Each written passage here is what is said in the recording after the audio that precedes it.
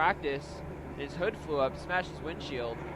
Looks like they got a replacement. I believe they took it off Corey Hosford's car. So Pat Mourdant going to be leading as the higher qualified driver. That car has substantially more horsepower than before. You'll see him higher on the bank than he's ever been. Good smoke. Car has a whole different sound to it. Looks like Castro trying to suck in, but going a little bit wide, losing drift there. Not sure what's going on here. Staying close to Mourdant. Mourdant pulls away. You see Castro taking out that clipping point. Oh, a spin! A spin from Mourdant. That is not going to be a scored run for Mourdant. According to our criteria, one of the 8 criteria was a spin when leading means a 0 in tandem. Yeah, Pat started off really good and has really impressed me this weekend. His runs were incredible, but right from mid to the late part of the bank, things just started going wrong. So watch his entry into the power alley. He's super shallow, like way off the outside line where we just want the cars. And it actually affected Jhonattan Castro. I don't think he was expecting it. Yeah, very tight to the wall on the right, offline. And then here it's as if, I don't think this is a gear or something's going on.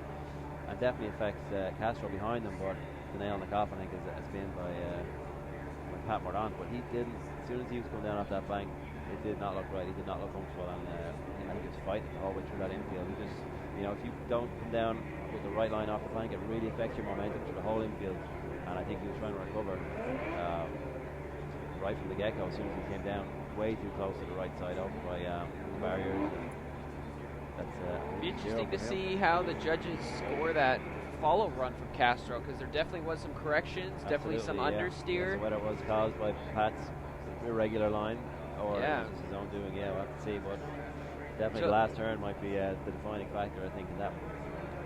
So if that run is a 0, this could be make or break for both drivers on this second run. So Castro's going to be leading the 29th qualified driver. Pat Mourdant's going to be chasing the 4th qualified driver. Here we go. Castro initiated a little bit earlier than we've seen throughout the weekend. You see him dropping down on the bank a little bit. Much higher line from Pat Mourdant. It's much more difficult to run that high line. Some good smoke coming from Castro off that bank through the power alley. Pat kind of washing out, getting wide. We want to see closer proximity to Castro. Oh, and Mourdant tags the wall again.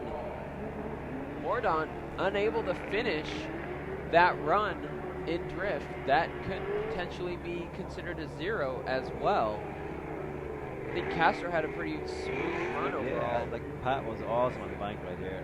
As a chase car, it's hard to be higher up than the lead car, but he was way up there compared to Castro. So again, it started off really good, but things started to go wrong when he went into the infield. Look, Pat right up there on the barrier. Castro's down like in the second lane. But again, Castro takes quite a shallow line in. Pat follows him in, but then completely washes out on this left turn in the infield. Not quite sure what he was doing, or again, maybe he had a clutch issue or missed a gear, but he completely washed out. And then I think trying so hard to make up some ground, tags the wall right there, and without even considering the wall tag, he drove straight off course. So I think that's the end of that. Jhonattan Castro is going to be moving on to his first top 16 of the year.